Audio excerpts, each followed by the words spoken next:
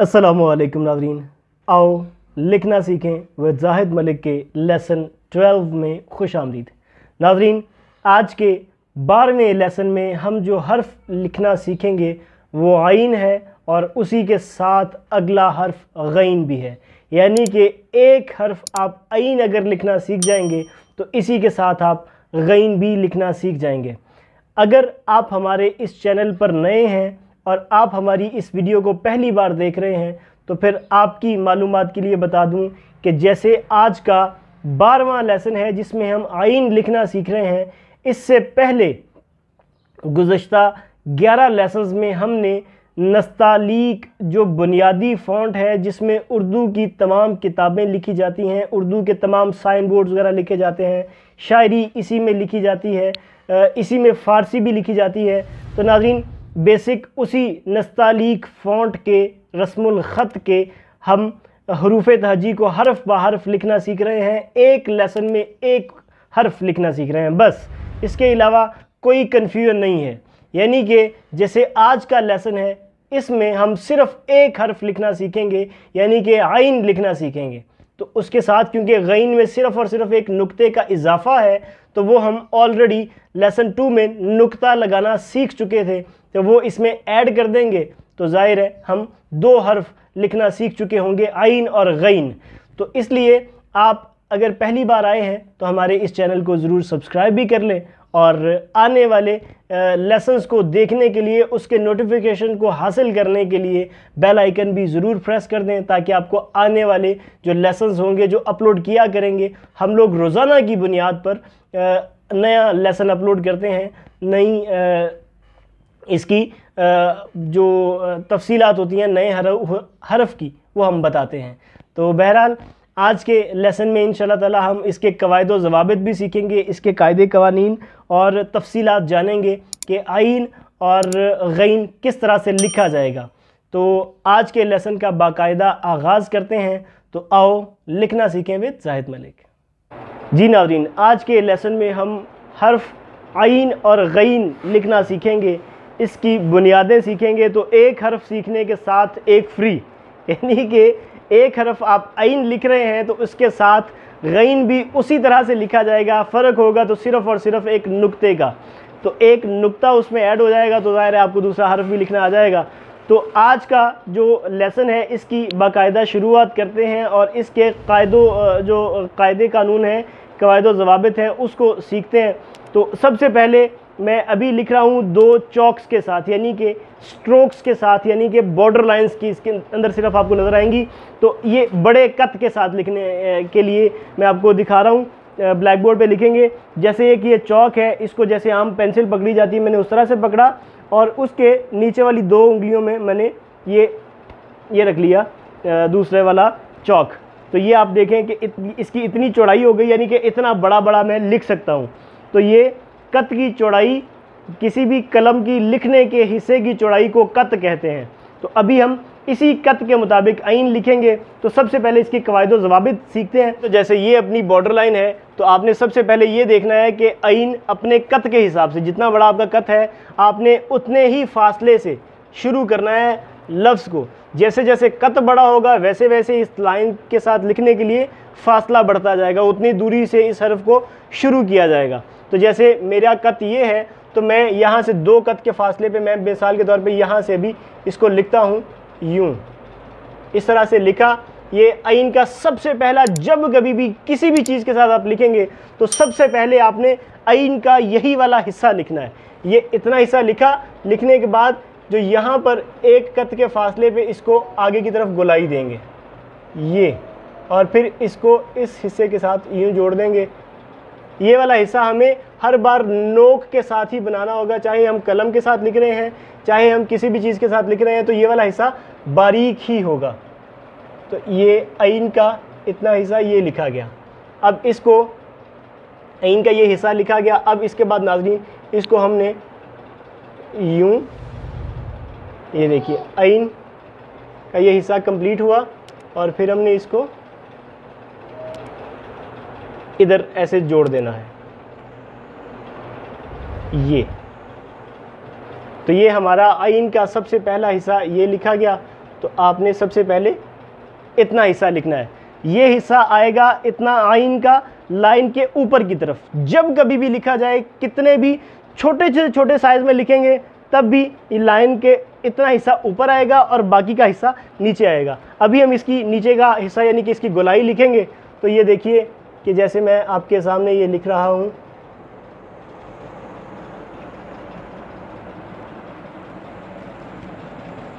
ये मैंने बेसिक सी गोलाई लिखी। अभी मैं इसको नीट कर देता हूँ आपके समझने के लिए कि ये देखिए ये लाइन इस तरह स्ट्रोक्स को आपस में मिलाते जाएंगे।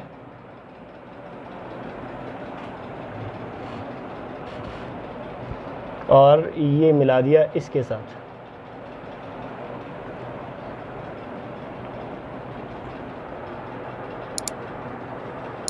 और ये हमारा आज का हर्फ आइन लिखा गया। तो ये देखें बहुत आसानी के साथ आपने ये देख लिया लिखते हुए। अभी मैं इसको अगर मैं इसकी कवायदो ज़वाबित साथ में मेंशन करूं तो ये इस जगह तक का जो ये फासला है, ये भी और ये भी क्रॉस में एक नुक्ते के जितना होगा, यानी कि एक कत में स्क्वायर एक कत का ये फासला होना ज़रूरी है। इसके अंदर का ये वाला जो फासला होगा ये एक कत के अंदर होना ज़रूरी है। और फिर ये भी बिल्कुल एक नुक्ते की तरह आपने आइन का ये पहला हिस्सा लिखना है और उसके बाद बारीकी से इसके साथ मिलाना है, यानी कि ये वाला जो आइन का इतना हिस्सा है ये भी एक कत के अंदर ही लिखा जाएगा। उसके बाद यहाँ से इस जगह तक का जो हिस्सा है नाज़रीन, ये जीम की तरह, बिल्कुल जीम की तरह आएगा। 2 कत,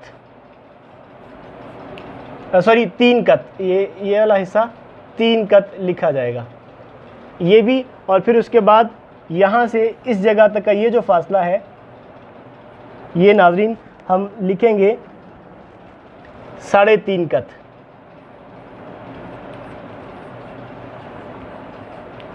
और फिर ये नीचे की तरफ भी इसी तरह से इतना, यहाँ से इस जगह तक का जो फासला होगा वो भी तकरीबन 3 कत में ही आएगा।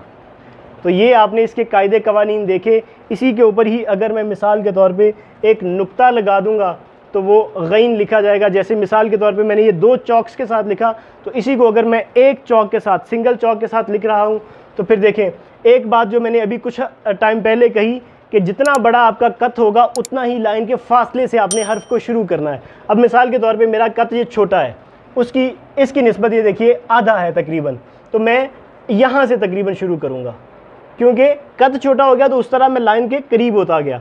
जितना जितना कद छोटा होता जाएगा उतना उतना मैं लाइन से करीब से हर्फ को लिखना शुरू करूँगा। तो जैसे मैं यहाँ से ये लिखना शुरू किया, सबसे पहले मैंने एक नुक्ता लगाया, बस एक नुक्ता, जैसे आप आमतौर पे नुक्ता आपने लगाना सीखा था उसी तरह फिर एक कत ये। अब मैं इस लाइन को ऊपर की इस नोक को मैं यहाँ पर ले जाऊँगा, जो सबसे ऊपर टॉप साइड की नोक होगी उस नोक को आपने घुमा के इस जगह तक ले आना है। बस सिंपल काम है। सबसे पहले नुक्ता लगाया, जो उसका सबसे ऊपर टॉप साइड का कॉर्नर है उसको आपने इतनी गोलाई देनी है कि ये इसका एक कत के बराबर आ जाए। बस एक हिस्सा इसका कंप्लीट हो गया। उसके बाद आपने नाज़रीन इस हिस्से को इस जगह तक लेके आना है। इस कोने को, जो इसका राइट साइड वाला कॉर्नर है, उसको यूं कर्व देते हुए, गोलाई देते हुए इस जगह तक ले आना है। और फिर उसके बाद कलम लगा के ये देखिए, ये नाज़रीन हमने आइन का इतना हिस्सा लिख लिया। और फिर उसके बाद आइन का नीचे का हिस्सा यानी कि गोलाई का हिस्सा वो लिखेंगे। तो ये देखिए, ये चौक टूट गया, ये देखें नाज़रीन, आपने आइन उन्हीं उसूलों के मुताबिक उसी तरह से, जिस तरह से हमने बड़े साइज़ में लिखा है उसी तरह से छोटे साइज़ में भी लिखा गया, जबकि जो इसके प्रिंसिपल्स हैं वो बिल्कुल बदले नहीं हैं, उसी तरह सेम टू सेम लिखे गए। अब जैसे कैसे सेम टू सेम लिखे गए कि ये वाला जो हिस्सा है यहाँ से इस जगह तक का, यहाँ से इस जगह तक का, ये उसी तरह एक कत रहा। और ये वाला जो हिस्सा है यहाँ तक, ये भी एक क़त रहा, और यहाँ तक ये जो हिस्सा है ये नाज़रीन 3 क़त रहा, और ये हिस्सा 3.5 क़त।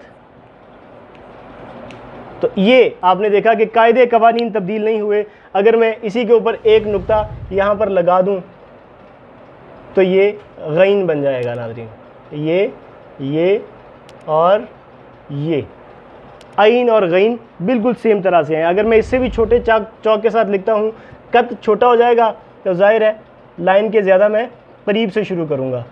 तो ये देखिए उसी तरह उन्हीं उसूलों के मुताबिक ही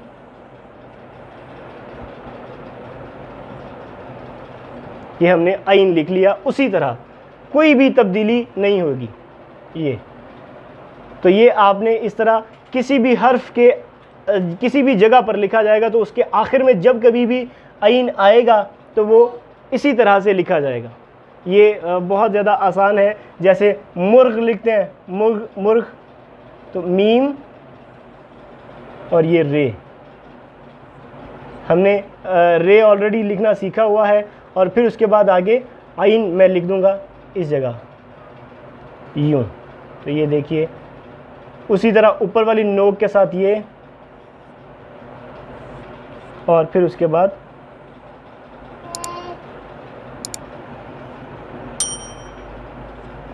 ये इस तरह ये लिखा गया। तो आपने सिंपल यही हर बार देखना है, यही हर बार चीज़ नोट करनी है कि जब कभी भी ये लिखा जाए ये हर्फ, तो आपने लाइन के इसी तरह आधा ऊपर लिखना है, आधा नीचे लिखना है। बहुत आसानी के साथ मैं इसकी कायदे कवानीन बता चुका हूँ कि सबसे पहले मिसाल के तौर पे एक ही आपने नुक्ता लगा लिया। सबसे पहली चीज़ ये है, नुक्ता नाज़रीन आपने लगाया, सबसे टॉप वाला जो किनारा है इसको आपने एक कत ही यहाँ यानी कि इतना लंबा यूँ लगा देना है, और फिर ये जो राइट साइड वाला कोना है इसको इस तरह के इसके साथ मिला देना है, और फिर इसको 3 कत आपने नीचे की तरफ लेके आगे फिर यहाँ से इसकी गोलाई लिख देनी है ऐसे। तो देखें बहुत आसानी के साथ इंतहाई खूबसूरत तरह से आपने आइन और गैन लिखना सीख लिया। यहाँ पर एक नुक्ता लग जाएगा तो ये गैन बन जाएगा। नाजरीन आपने अभी हर्फ आइन लिखना सीखा, ये इसकी बुनियादें थी। इसकी कवायद व ज़वाबित को आपने ज़रूर याद रखना है। बहुत आसान हर्फ ये है, यानी कि सबसे पहले एक नुक्ता लगाना ऑलरेडी आपको आता है, जो लेसन 2 में सीखा। नुक्ता लगाया, उसके ऊपर के कोने को आपने थोड़ा सा कर्व दिया, जो राइट साइड का कोना है उससे खींचते हुए नीचे को लाए और गोलाई कर दी बिल्कुल जीम के जैसी। तो ये हमारा हर्फ आइन बन गया।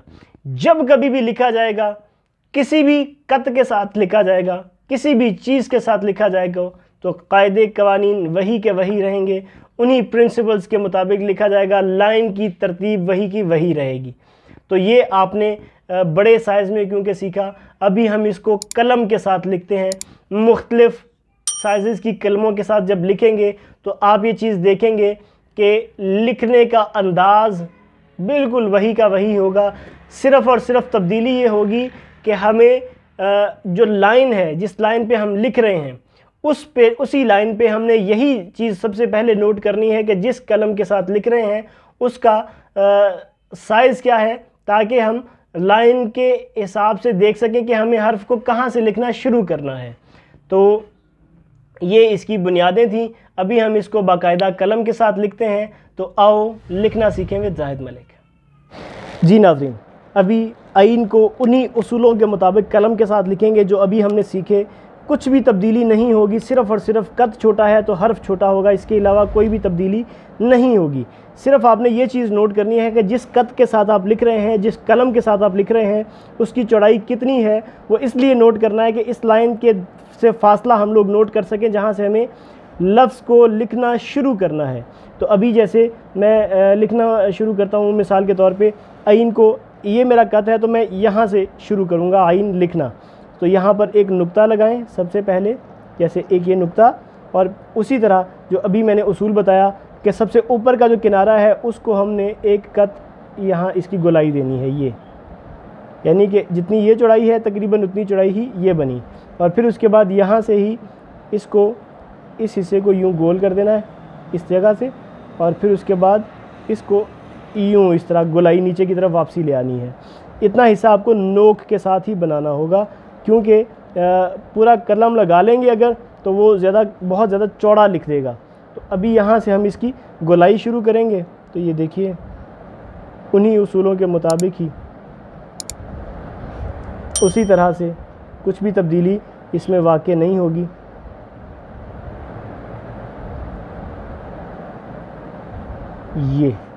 तो ये हमने आइन लिखा उसी तरह से, जिस तरह से बड़े कलम के साथ किसी चीज़ के साथ लिखा। तो जैसे अब ये देखिए, मैं इसमें आपको जो कायदे कवानीन हैं वो मैं यहाँ पर भी अगर मेंशन कर दूँ, तो जैसे हमने अभी चौक के साथ लिखा तो वो लिखना भी आपको पता है कि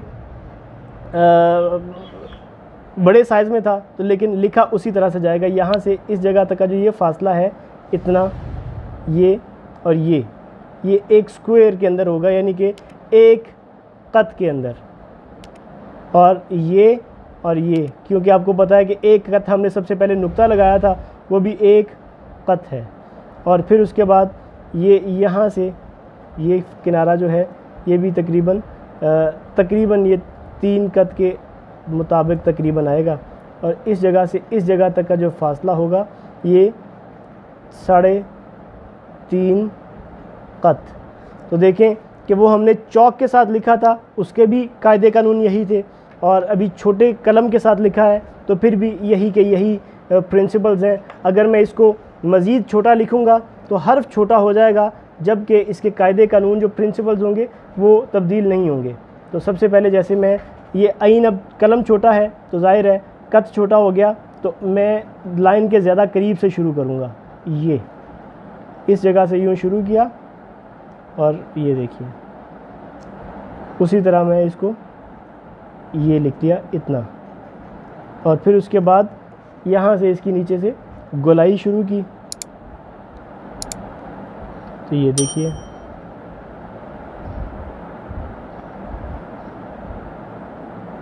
उसी तरह उन्हीं उसूलों के मुताबिक ही आइन लिखा गया। उसके बाद यहीं पे अगर आप ऊपर एक और नुक्ता लगा देंगे तो ये गैन बन जाएगा। तो ये सिर्फ़ और सिर्फ एक नुक्ते का फ़र्क है। अगर मैं जैसे इस हरफ को मतलब सिंपल, अब ये जैसे नुक्ता लगा हुआ है, इसी नुक्ते को ये लगा और यहीं पे हम इसको आइन भी बना सकते हैं। ये देखिए उसी नुक्ते के, यानी कि ऊपर और सीधे हाथ के किनारे की तरफ ऐड करने से हमें नुक्ता बन जाएगा, ये आइन बन जाएगा।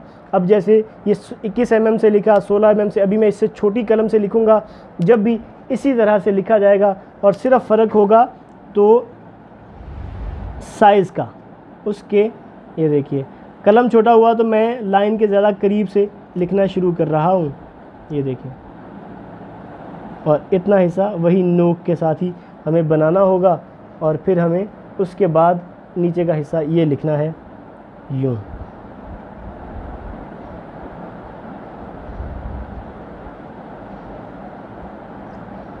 तो ये देखिए उन्हीं उसूलों के मुताबिक सेम टू सेम लिखा जाएगा। अगर मैं जैसे कि इसके भी मैं चीज़ें ऐड करूं, जो हमने इसके भी प्रिंसिपल्स जो जिस तरह से लिखा, तो अगर मैं उसी के मुताबिक इसको भी लिखूं, जैसे कि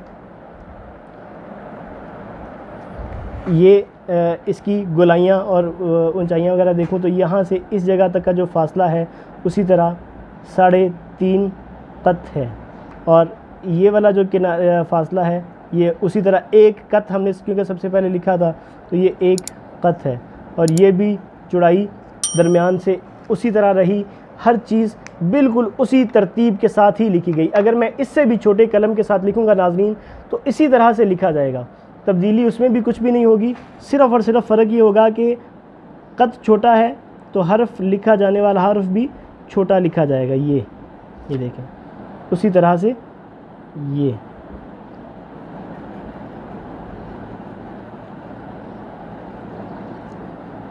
देखें उसी तरह से हर्फ सिर्फ छोटा हो गया, बाकी प्रिंसिपल जो हैं वो वही के वही रहे हैं।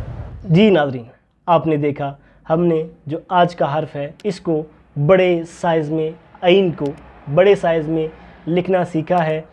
आज के 12वें लेसन में हमने जो आज का हर्फ है इसको कलम के साथ मुख्तलिफ साइज़ के साथ भी लिखते हुए देखा कि लिखने का अंदाज़ वही, प्रिंसिपल्स वही, हर चीज़ वही की वही रहेगी, सिर्फ कत छोटा होगा तो हर्फ छोटा होगा। यही बात मैं हर बार कहता हूँ, आपने इन्हीं उसूलों के मुताबिक ही लिखना है। जब कभी भी लिखें, जो हिस्सा लाइन के ऊपर लिखा गया है वो लाइन के ऊपर, जो हिस्सा लाइन से नीचे लिखा गया है वो लाइन से नीचे। और इसके अलावा नाज़रीन एक और बात ये कि आप जिस चीज़ के साथ लिखने में इंटरेस्टेड हैं आप उसी चीज़ के साथ लिखें। लेकिन अगर आप लर्निंग प्रोसेस में हैं, आप सीखने के मराहिल में हैं, तो मैं आपको ये सजेस्ट करूँगा कि आप कलम के साथ लिखें, क्योंकि ये एक बाकायदा कलम के साथ लिखने में एक मश्क की फीलिंग आपको आएगी और आप बाकायदा एक आपके हाथ में फ़्लो आएगा। कलम के साथ लिखना सिर्फ यही नहीं है कि मश्क की फीलिंग आने के लिए, आप उसका एहसास लेने के लिए आप लिख रहे हैं। आप बाकायदा इसमें लिखेंगे तो आपके हाथ में फ़्लो आएगा।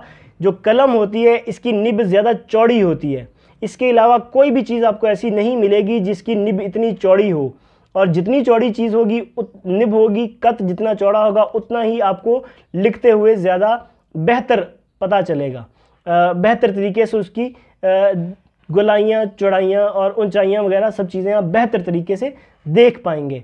तो आप सबसे ज़्यादा प्रेफरेंस दें कलम को।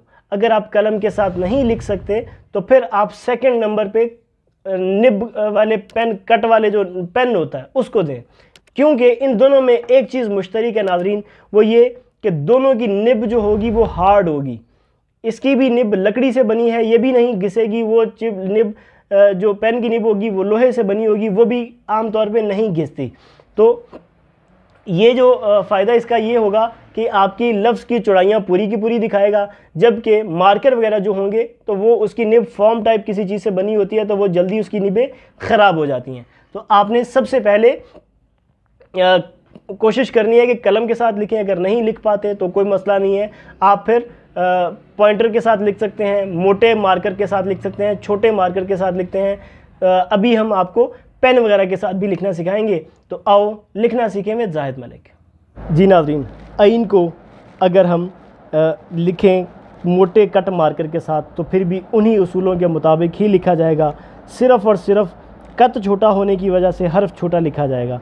उसूल बिल्कुल वही के वही रहेंगे। मिसाल के तौर पे मैं इस लाइन के ऊपर अगर लिखता हूँ तो इस लाइन से आधा जो लफ्ज़ होगा वो ऊपर आएगा और आधा हिस्सा नीचे आएगा। यानी कि मैं यहाँ से शुरू करूँगा आइन को, सबसे पहले एक नुक्ता लगेगा, उसी तरह जिस तरह अभी हमने कलम के साथ लिखा। तो ये देखिए यहाँ पर ऊपर का किनारा हम मार्कर के साथ इस तरह मिला देंगे, इस ऊपर की तरफ गोल कर देंगे, और फिर यहाँ से जो राइट साइड वाला किनारा उन्हीं उसूलों के मुताबिक कुछ भी तब्दीली वाक़या नहीं होगी। ये देखिए लाइन के आधा हिस्सा जो ऊपर था और उसी तरह आधा हमने लाइन से नीचे लिखा। तो ये देखिए यहाँ से अभी हम इसकी गोलाई शुरू करेंगे, ये इस तरह से। तो ये आइन लिखा गया। अगर मैं दोबारा लिखूं इसी तरह से इसी साइज़ के साथ, तो जाहिर है जितने भी हरूफ लिखे जाएंगे, जितनी बार भी लिखा जाएगा वो एक ही तरह से एक ही साइज़ का लिखा जाएगा। तो ये देखिए आइन। इसी तरह मैं अगर दोबारा लिखूंगा उसी तरह कट मार्कर के साथ ही, सेम कट मार्कर के साथ लिखूं, सेम साइज़ के साथ लिखूं, तो हरफ भी एक ही तरह के एक ही साइज़ के मुताबिक लिखे जाएंगे। तो ये आपने आइन को देखा, मोटे कट मार्कर के साथ लिखा है तो इस तरह से लिखा गया। अगर मैं इसी को नाज़रीन छोटे कट मार्कर के साथ लिखूं तो फिर भी इन्हीं उसूलों के मुताबिक ही लिखा जाएगा, इसी तरह से लिखा जाएगा। फ़र्क और सिर्फ़ उसके कत का आएगा। जैसे इस लाइन के ऊपर लिख रहा हूं तो मैं यहाँ से लिखना शुरू करूँगा तो ये नुक्ता, उसी तरह से गुलाई, और फिर ये इसकी, ये देखिए ये तब्दीली कुछ भी नहीं है। ऊपर एक नुक्ता आएगा तो गईन हो जाएगा। इसी तरह अगर मैं इसको दोबारा से लिखता हूँ तो देखिए उसी जगह पर उसी तरह से, और फिर यहाँ से इसकी ये आइन और गईन। अगर मैं इससे भी छोटे साइज़ में लिखता हूँ, इससे भी छोटे मार्कर के साथ लिखता हूँ तो मैं उसी तरह से लिखा जाएगा। देखिए ये 2 mm का मार्कर है, कट है, तो मैं इस तरह लिख रहा हूँ। तो देखिए इस तरह से, ये देखिए आइन और गईन सेम टू सेम वही उसूल के मुताबिक। अगर मैं इससे भी छोटे मार्कर से लिखूँगा तो फिर भी इसी तरह से लिखा जाएगा। आप जिस किसी भी चीज़ के साथ लिखना चाहते हैं आप उसी के साथ लिखिए। ये देखिए आइन और ये रहा गईन, इस तरह से। तो आपने देखा कि सिर्फ़ और सिर्फ फ़र्क यही आएगा कि अगर कत छोटा है तो हर्फ छोटा हो जाएगा, उसके अलावा कोई भी तब्दीली इसमें नहीं होगी। तो जैसे कि मैं इसी हर्फ को लिखता हूँ, छोटे कट आम पेन वगैरह के साथ लिखूँगा तो भी इसी तरह से लिखा जाएगा जैसे कि हम आम तौर पे लिखते हैं। तो ये देखिए आइन को लिखने के लिए ये देखें तरतीब भी वही की वही रहेगी। देखें ना तरतीब बदलेगी ना ही उसके उसूल बदलेंगे। आइन का आधा हिस्सा लाइन से ऊपर और आधा हिस्सा लाइन से नीचे। ये सबसे पहले आइन यूं और फिर ऐसे, और अगर इसके ऊपर नुक्ता आ जाएगा तो ये गईन बन जाएगा। तो आपने इसकी प्रैक्टिस करनी है ज़्यादा से ज़्यादा। सबसे पहले आप स्लो लिखना सीखें, स्लो लिखते जाएंगे, फिर आप आहिस्ता आहिस्ता जब आपको हर्फ लिखना आ जाएगा फिर आप उसकी रफ्तार बढ़ाते जा सकते हैं। आप जितना मर्ज़ी तेज़ लिख सकते हैं, लेकिन प्रिंसिपल्स वही के वही हैं। जैसे ये साइज़ देखें छोटे कट के साथ लिखा है तो अभी भी उसी तरह इसकी जो गोलाइयाँ हैं वही एक कत, ये एक कत रहा, ये एक कत रहा, ये उसी तरह से सब चीज़ें तरतीब के साथ वही रहेंगी। जैसे कि ये है सेम टू सेम उसकी ये 3 कत, इसकी ये वाली गोलाई होगी 3 कत और ये वाली 3.5 कत और ये वाला इतना हिस्सा ये 1 कत के दरमियान, क्योंकि एक नुक्ता सिर्फ लगा था और ये अंदर भी ये इसी तरह सब तरफ से 1 कत के मुताबिक लिखा जाएगा। तो आपने जब कभी भी लिखना है, किसी भी चीज़ के साथ लिखना है, आप लिखें। आप पेन के साथ लिख रहे हैं तो पेन के साथ लिखने का भी वही उसूल है जो पॉइंटर या पेंसिल वगैरह के साथ लिखने का है। तो आपने सिंपल आइन यूं और फिर आधा हिस्सा लाइन से नीचे यूं, इस तरह से आइन लिखना है। तो जिस तरह किसी भी हर्फ के आखिर में आता है आइन, तो वो इसी तरह से लिखा जाएगा जिस तरह मैंने अभी मिसाल दी। जैसे मुर्ग के अंदर लिखा जाता है मीम रे, ये देखें मीम उसी तरह लाइन के ऊपर और आगे ये यूं। तो आपने बहरहाल इन्हीं उसूलों के मुताबिक जब कभी भी लिखना है आइन को इसी तरह से लिखें। आप ज़्यादा से ज़्यादा इसकी प्रैक्टिस करें। जितनी ज़्यादा आप प्रैक्टिस करेंगे नाज़रीन उतना ही आपको इसका फ़ायदा होगा।